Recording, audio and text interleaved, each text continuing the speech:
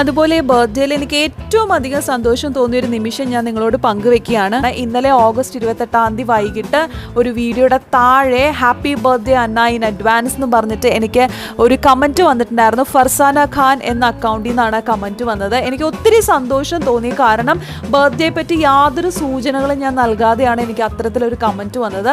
അപ്പോൾ ഞാൻ ചോദിച്ചു എങ്ങനെയാണ് അറിഞ്ഞതെന്ന് ചോദിച്ചപ്പോൾ എനിക്ക് റിപ്ലൈ വന്നിട്ടുണ്ടായിരുന്നു, 2 വർഷമായില്ലേ ഈ ഫാമിലിയോടൊപ്പം എന്ന്.